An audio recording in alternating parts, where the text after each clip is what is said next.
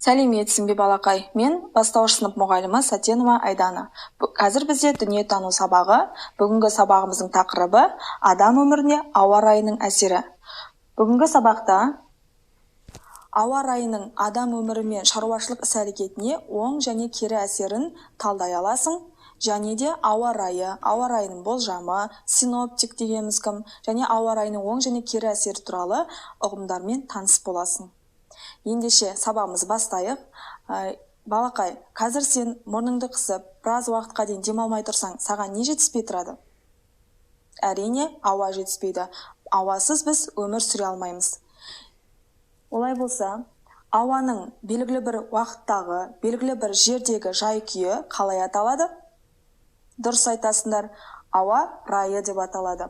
Олай болса, ауа райы туралы тағы да көбірек ақпаратпен таныс болғың келсе, видеоны мұқият тамашала.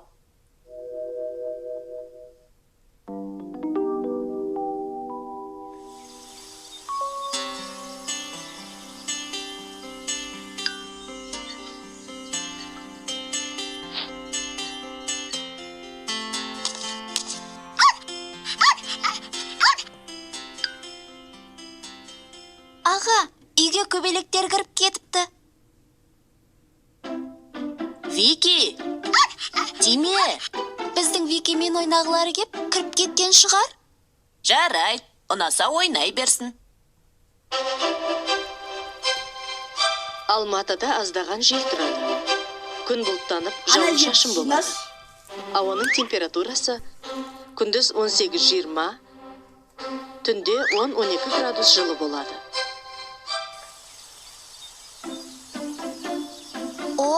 Бүгін жауын жауат деп жатыр. Ал аспан шайдай ашық. Қазір ашық болғанымен, біраздан соң жауатын шығар. Синоптиктер айтса жауат. Синоптиктер деген кімдер? Синоптиктер деген ауа райын болжаумен айналысатын мамандар. Синоптиктер ауа райын қайдан біледі? Олар метеорологиялық станцияларда ауа райын бақылап отырады. Метеорология деген не? Метеорология аспанды және оның өзгерісін зерттейтін ғылым. Метеорологиялық станция ауа райына бақылау жүргізіп отыратын мекеме. Метеорологиялық станцияларда жұмыс аз шығар. Жауын жауды немесе жауған жоқ деп белгілеп қойса болды. Онда мамандар ауаның температурасын, желдің күші мен бағытын, ауа қысымын, жауын-шашын мөлшерін, ауа ылғалдылығын, барлығын өлшеп отырады. Онда жұмыстары өте көп екен. Синоптиктер ауа райын бүгін бақылап отырса, олар алдын ала не боларын қайдан біледі? Жинақтаған мәліметтердің барлығын олар ауа райы картасына түсіреді.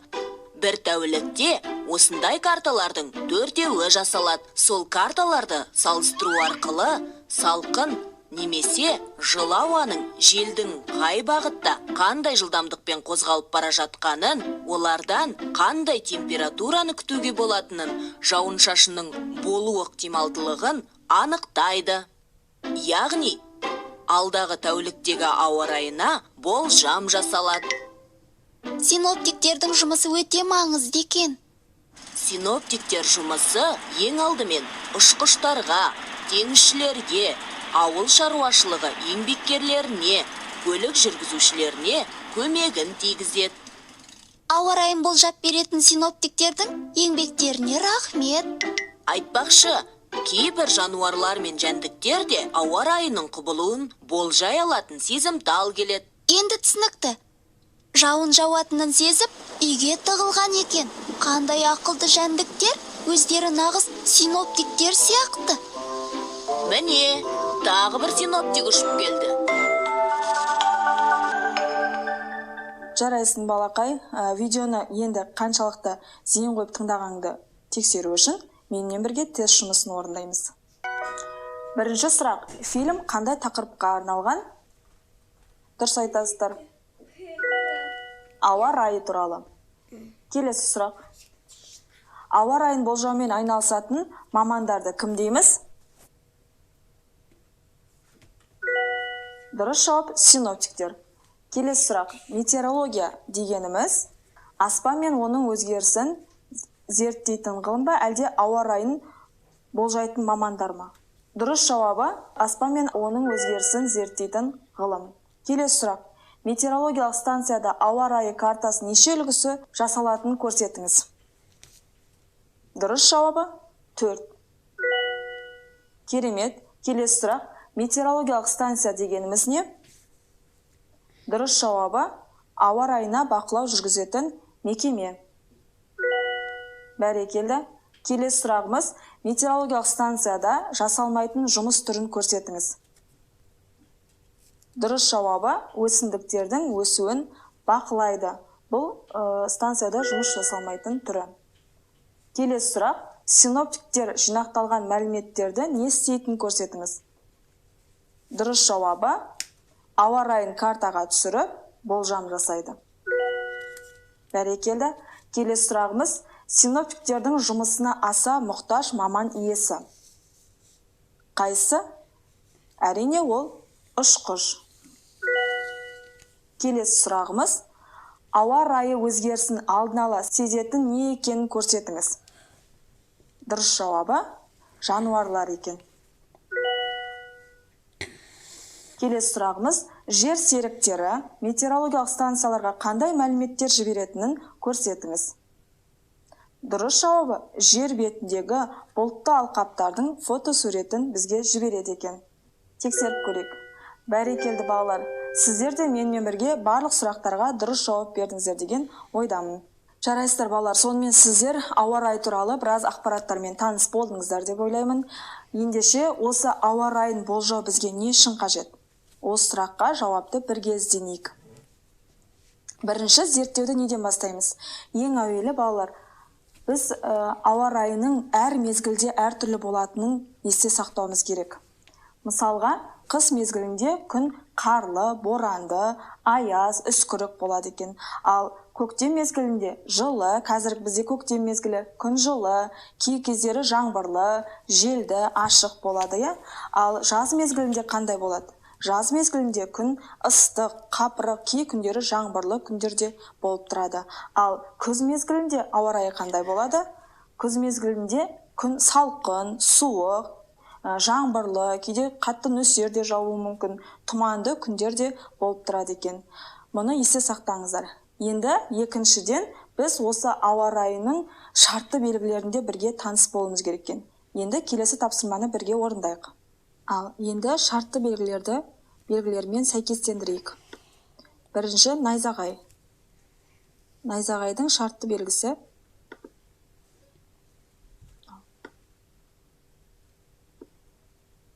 мінекей көріп алыңыздар балалар, найзағайдың шартты белгісі.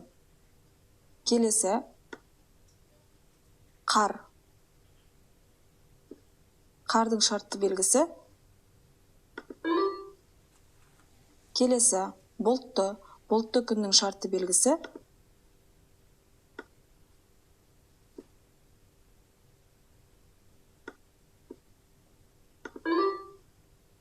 Келесі боран. Боранның шартты белгісі. Және де жаңбырлы. Жаңбырлы күннің шартты белгісімен таныс болыңыздар. Және де ашық күннің шартты белгісімен таныс болайық. Және бұл күннің бейнесі. Бәрекелді балалар. Жарайсыздар, сонымен сіздер шартты белгілермен таныс болдыңыздар. Енді өзімізді синоптик ретінде сезініп көрейік. Еліміздің әр өңіріндегі ауа райы қандай екенін бірге айтайық. Еліміздің солтүстік өңірінде күн бұлтты, кей жерлерде қар жауады екен. Ал еліміздің шығыс өңірінде көпшілік жерлерде жаңбыр жауады екен. Және еліміздің оңтүстік өңірінде күн бұлтты, және тек қана Қызылорда қаласында күн ашық болады екен. Ал еліміздің батыс өңірлерінің барлығында күн бұлтты болады екен. Еліміздің орталық өңірінде Жезқазған және Қарағанды өңірлерінде күн бұлтты, қарды жауады екен. Ал елордамыз Нұр-Сұлтан қаласында күн ашық болады екен. Бәрекелді балалар, сонымен сен де және мен де өзіміздің тұратын өңіріміздің ауа райымен таныс болдық. Ендеше мысалға сенің тұратын өңірің күн бұлтты делік.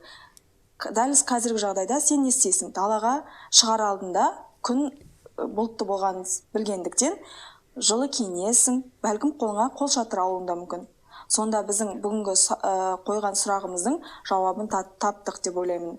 Ауа райын алдын ала болжау бұл біздің күнделікті алдағы жасайтын ісімізді, жұмысымызды алдын ала жоспарлай алады екенбіз. Ендеше, балалар, осы ауа райының барлығы бізге күнделікті қолайлы бола береді ме? Адам өмірі мен шаруашылығына қандай әсері бар? Мысалға, ашық күн оң әсері бар. Шаруашылыққа да, жұмысқа да, күнделікті тіршілікке де. Ал тұманды күннің кері әсері бар екен. Яғни ол егерде сіз жолға шығатын жағдай болса, ата-анаңыз жолға шығатын болса, тұманды күні барынша жолға шықпауға тырысады. Бұршақты күн әрине кері әсері өте көп, өйткені ол егістікке, бау-бақшаға үлкен кері әсерін тигізеді. Келесі көктайғақты күндері де бұл біздің күнделікті жол қозғалысымызға кері әсерін тигізеді. Ал жаңбырлы күннің оң және кері әсері де бар екен. Оң әсері әрине жаңбыр жауса, жердің барлығы көгереді, егін өседі, Ал кері әсері, егерде сіз дәл сол күні жаңбырлы күн екенін білмей қалсаңыз, сіздің үстіңіз су болуы мүмкін. Яғни бұл кері әсері болады. Дауылды күндер бұл әрине егістікке, адамдардың шаруашылығына үлкен кері әсерін тигізеді. Жарайсыздар балалар. Ал бұған дейінгі ертеректе ата-бабаларымыз ауа райын алдын ала болжай алмаған, тек қана сол жергілікті жердегі табиғат белгілеріне қарап қана болжап отырған екен. Мысалға, айтатын болсақ, қарғаға қарап, қарға ағаш түңіне жақын қонақтаса, күн желді болады деп жорамалдаған. Ал қарлығашқа қарап, қарлығаш төмен қарай ұшса, ауа райы бұзылады. Ал жоғарыда биікте ұшса, сол күні күн жылы болады, жақсы болады деп жорамалдаған. Шыбындар ерте оянып, қатты ызылдайтын болса, онда сол күні жақсы ауа райы болады деп жорамалдаған. Ал торғайлар орындарын ауыстырып дамыл таппай ұшса, сол күні қатты дауыл соғады деп жорамалдап отырады екен. Әрине бұл ауа райы нақты жауабы емес. Ал қазіргі уақытта бізде ауа райын алдын ала, жаңа өздеріңіз де білдіңіздер, синоптиктер арқылы, метеорология станциясы арқылы нақты ақпаратпен таныс бола алады екенбіз. Жақсы, сонымен балалар, бүгінгі сабақта сіздер ауа райының болжамы, синоптик дегеніміз кім, және ауа райының оң және кері әсері туралы білдіңіздер. Және де ауа райының адам өмірі мен шаруашылық іс-әрекетіне тигізетін оң және кері әсерімен таныс болдыңыздар. Енді сіздерге үйге тапсырма. Бүгінгі ауа райы жайлы отбасыңмен бірге әңгіме құр. Мысалға, бүгінгі күннің қолайлы болды ма отбасыңыз үшін, жоқ әлде кері әсері болды ма? Және де сонымен қатар қосымша ақпараттармен таныс болу үшін оқулықтағы тапсырмаларды өздіктеріңіздің орындап, мұғалімдеріңізбен кері байланыс жасауларыңызға болады. Келесі кездескенше сау болыңыздар.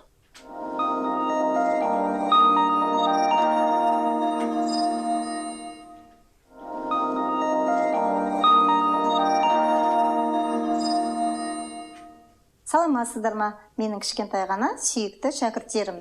Көңіл-күйлеріңіз қалай? Жақсы ма? Жақсы болса, олай сабағымызды бастайық. Бүгінгі сабағымыздың тақырыбы есептер шығару.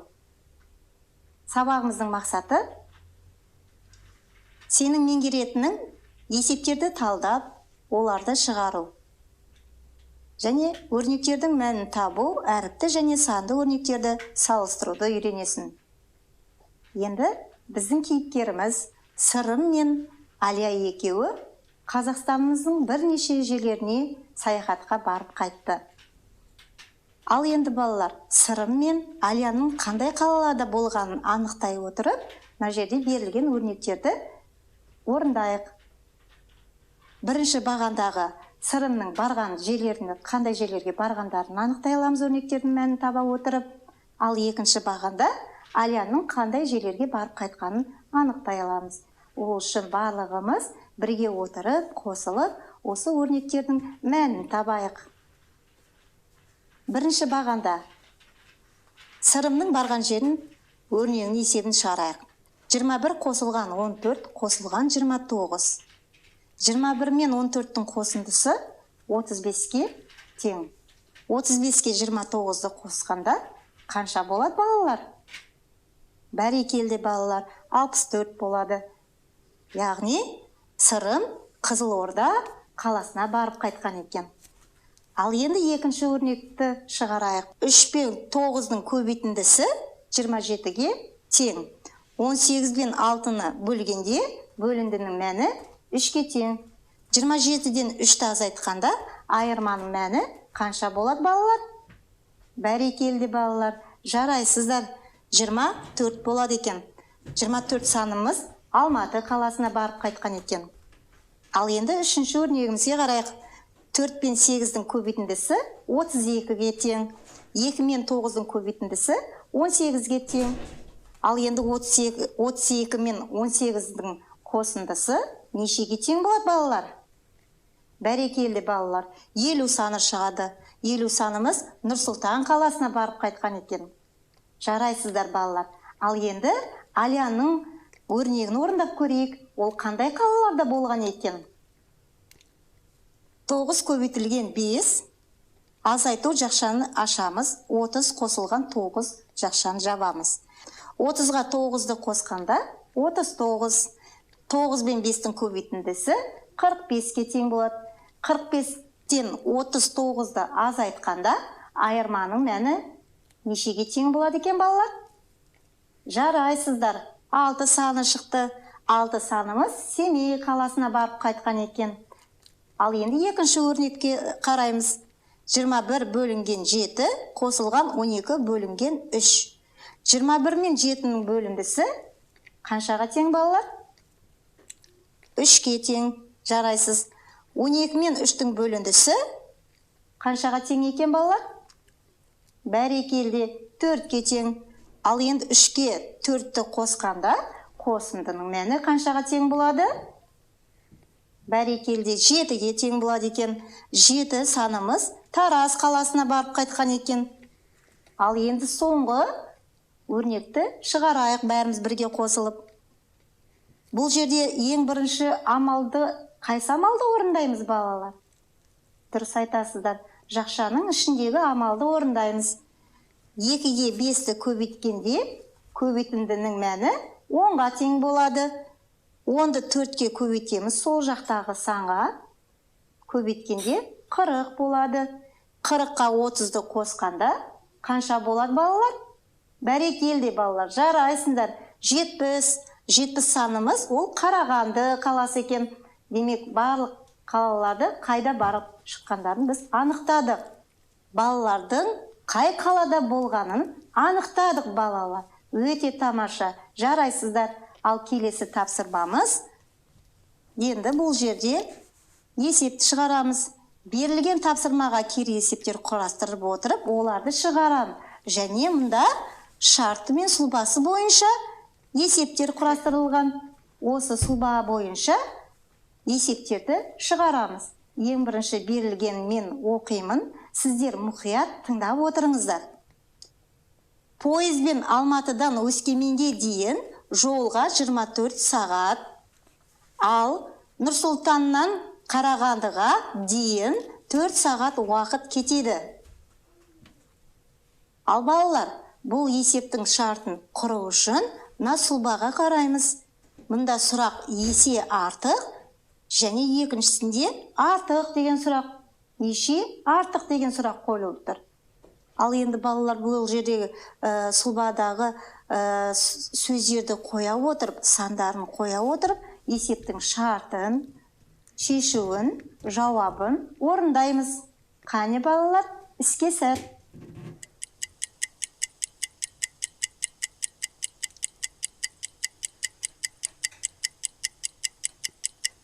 Ал енді балалар, шарт болған болсаңыздар, есебімізді тексерейік. Шарты: Алматыдан Өскеменге 24 сағат, Нұрсұлтаннан Қарағандыға 4 сағат. Енді бұл жерде сұрақ неше есе артық. Демек, бұл жерде Алматыдан Өскеменге жолдың неше есе артық жол жүргенін табамыз.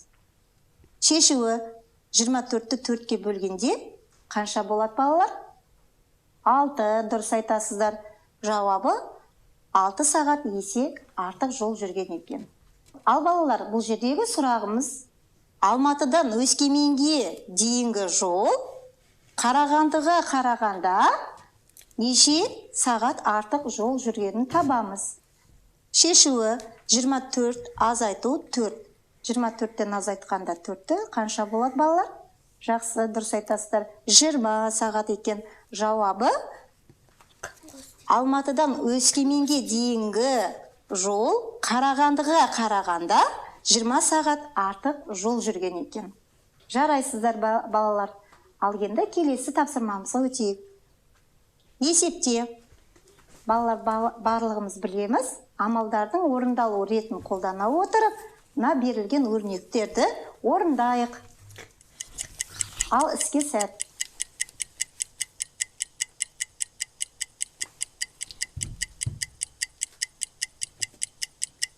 Ал балалар, орындап болған болсаңыздар, өздеріңізді тексеріп көріңіздер. Бірінші өрнекте көбейту амалын орындаймыз. 2 мен 9-ның көбейтіндісі 18-ге тең. 45 пен 5-дің бөліндісі 9-ға тең. 18-ді 9-ға қосқанда қанша болады? 27, дұрыс айтасыздар. Екінші өрнек 5-ке 9-ды көбейткенде 45.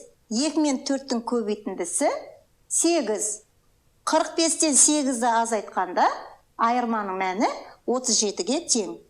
Сіздердікі де сондай болды ма балалар? Бәрекелді, жарайсыздар. Ал енді үшінші өрнек 14 бөлінген жақшаны ашамыз, 2 көбейтілген 7 жақшаны жабамыз. Бұл жерде ең бірінші болып қайсы амалды орындаймыз балалар? Бәрекелді, жақшаның ішіндегі амалды орындаймыз. 2 мен 7-ның көбейтіндісі нешеге тең болады екен балалар? 14-ке тең болады екен. Ал енді сол жақтағы 14 санына 14-ті бөлгенде бөліндінің мәні нешеге тең болады екен? Бәрекелді, 1-ге тең болады екен. Жарайсыздар. Ал келесі өрнек 18-ді 6-ға бөлгенде бөліндінің мәні 3-ке тең болады. 3-ті 3-ке бөлгенде бөліндінің мәні 1-ге тең болады екен. Жарайсыздар балалар. Егерде сіздердің есеп жауаптарыңыз осындай болса. Ал келесі екінші бағандағы өрнегімізді тыңдайық. 12-ні 6-ға бөлгенде бөліндінің мәні 2-ге тең. 2-ге 6-ны көбейткенде көбейтіндінің мәні 12-ге тең. Келесі өрнек 14-ті 2-ге бөлгенде бөліндінің мәні 7-ге тең. 7-ні 7-ге көбейткенде көбейтіндінің мәні 49-ға тең балалар. Сіздерде де осылай шықты ма жауаптары? Егер де сіздерде жауаптарыңыз осылай шыққан болса, онда сіздерді математик деп атауға да болады екен. Жарайсыздар балалар. Ал енді келесі өрнек 16-ны бөлгенде 4-ке бөлгенде бөліндінің мәні қаншаға тең екен? Бәрекелді, 4-ке тең. 2 мен 2-ның көбейтіндісі қаншаға тең? 4-ке тең. Ал енді 4 пен 4-ті көбейткенде көбейтінің мәні қаншаға тең болады екен? Бәрекелді, 16-ға тең екен. Ал ең соңғы өрнегіміз қалды. 18 бөлінген жақшаның ішінде 6 бөлу 3 жақшаны жабамыз. Бұл жерде қайсы амалды бірінші орындаймыз балалар? Бәрекелді, жақшаның ішіндегі амалды орындаймыз. 6-ны 3-ке бөлгенде бөлінген мәні 2-ге тең болады екен. Енді сол жақтан бастаймыз. 18-ді бөлеміз 2-ге. Бөлінген мәні 9-ға тең екен. Жарайсыздар балалар. Ал енді келесі тапсырмамызға көшейік. Теңдеулерді шеш. Балалар, бұл жерде берілген теңдеулер күрделі теңдеу. Біз өткен сабақта күрделі теңдеулері бойынша есептерді шығарғамыз. Ал енді сол күрделі теңдеулерді қарапайым теңдеуге айналдыра отырып, теңдеудің жауабын табамыз. Белгісіз сандарды табу үшін ең бірінші бұл жерде x көбейту 8. Бұл қандай өрнек балалар? Әріпті өрнек. 25 қосылған 15. Бұл санды өрнек. Сондықтан бұл жерде қайсыны бірінші орындаймыз? Санды өрнекті орындаймыз. 25-ке 15-ті қосамыз. Қосындының мәні нешеге тең болады? Солай астына көшіріп жазып кәдімгі өзіміз күнделікті шығарып жүрген қарапайым ғана теңдеу болады. Мұны солай айналдырып ары қарай орындайсыздар. Екінші теңдеуімізде бұл жерде жақшалы амалды ең бірінші орындап аласыздар. 43-тен 39-ды азайтамыз. Айырманың мәні нешеге тең болады? Соны шыққан санды жазамыз. Сосын көбейту x тең деп, көбейту шыққан саны 24-ге тең болу керек. Ал енді барлықтарыңызға іске сәт.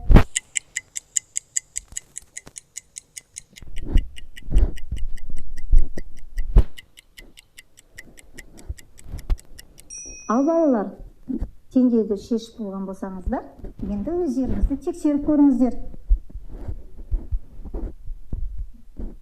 Демек, бұл жерде белгісіз сан 8 астына сол күйі жазылады. Санды өрнекті шыққан қосындыны жазамыз теңнен кейін. Ал енді көбейтуіміз төменге өткенде неге айналып кетеді? Балалар, дұрыс айтасыздар, бөлуге айналады.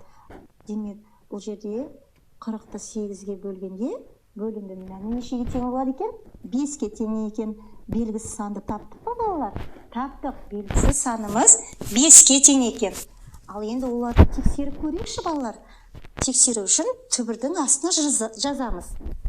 5 көбейтілген 8, 5 пен 8-дің көбейтіндісі 40-қа тең.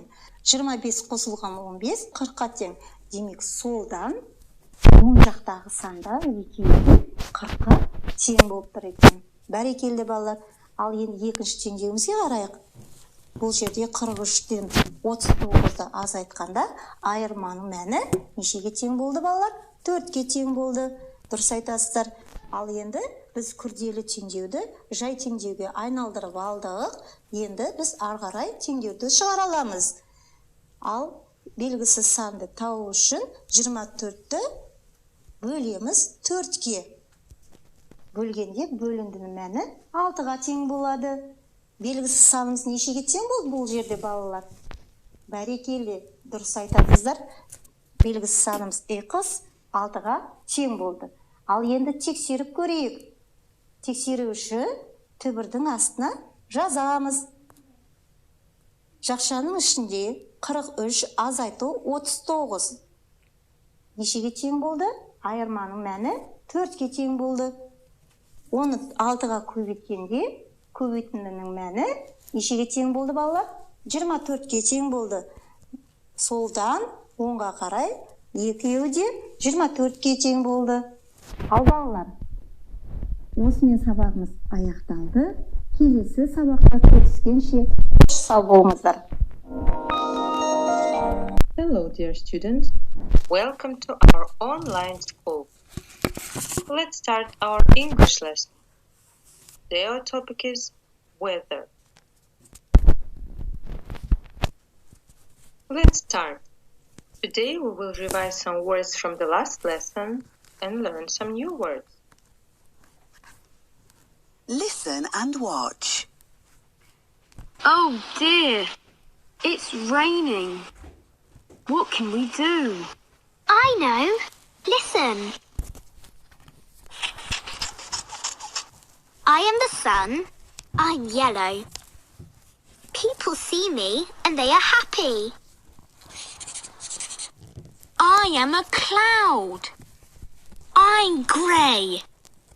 People see me and they are sad. I am the wind. You can't see me.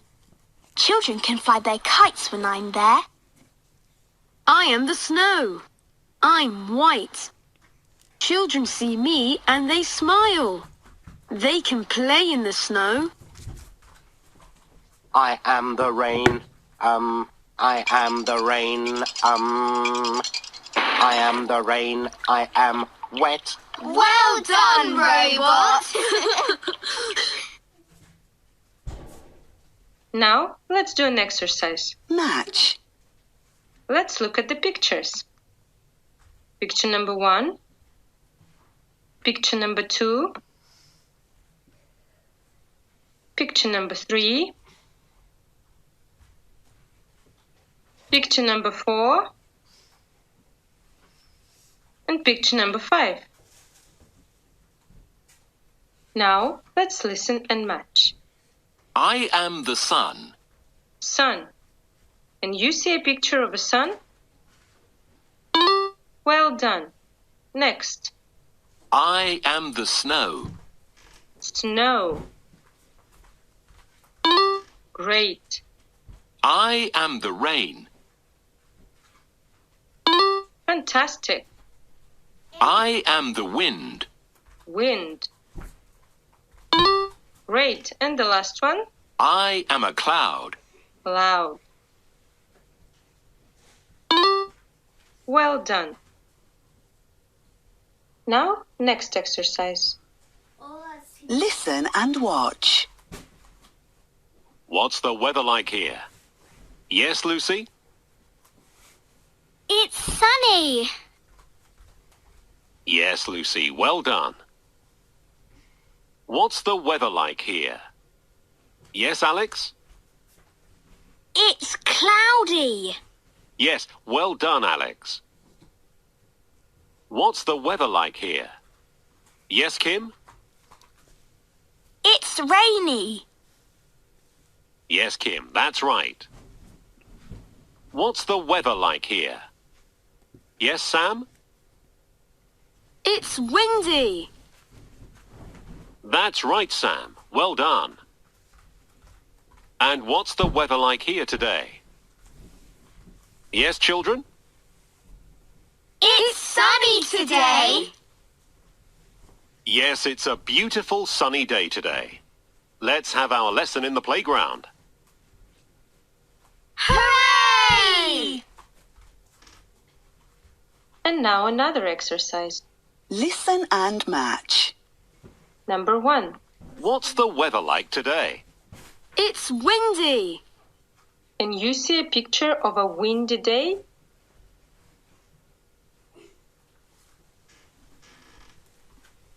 Well done. Next. What's the weather like today? It's rainy. Rainy. Can you find a picture of a rainy day? Great. Next. What's the weather like today? It's sunny. Sunny.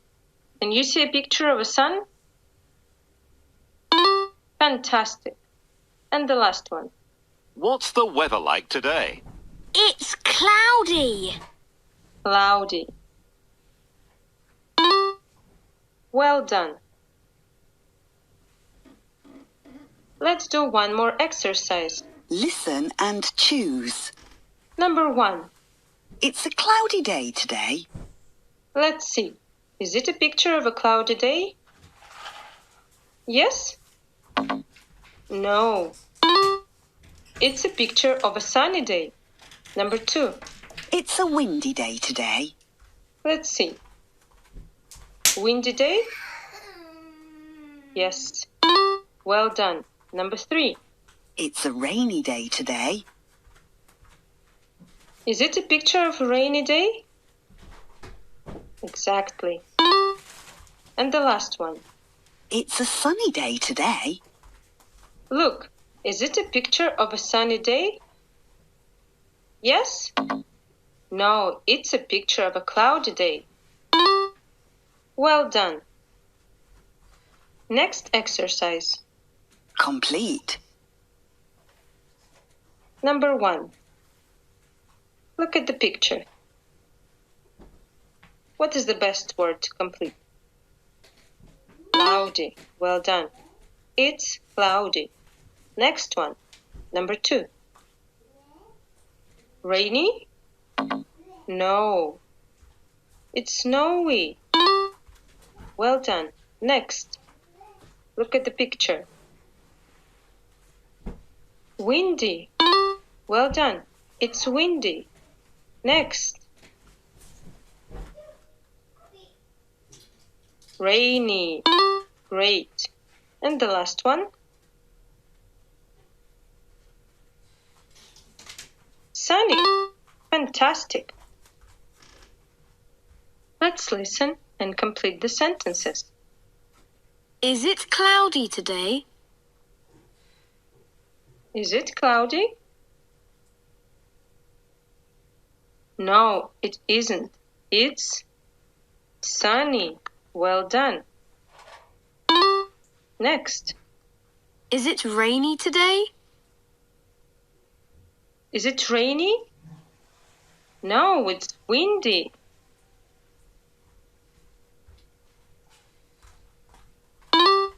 Next.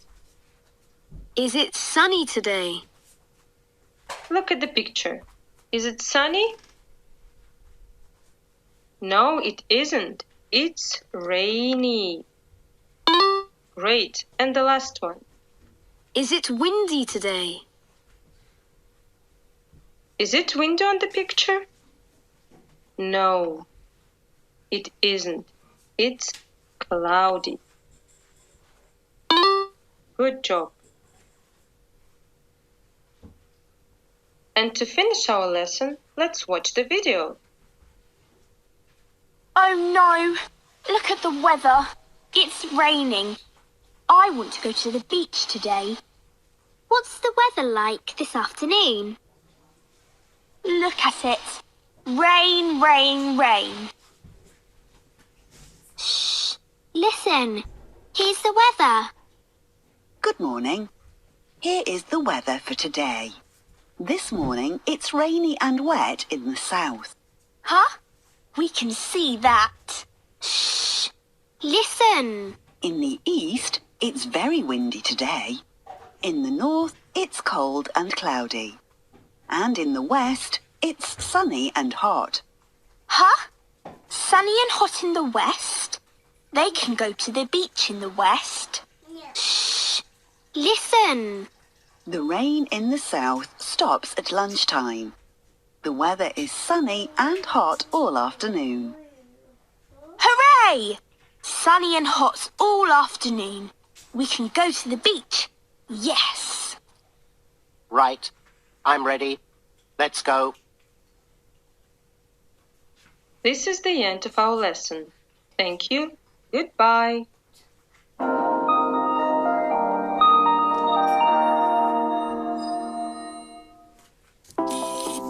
Үшінші сынып оқушылары.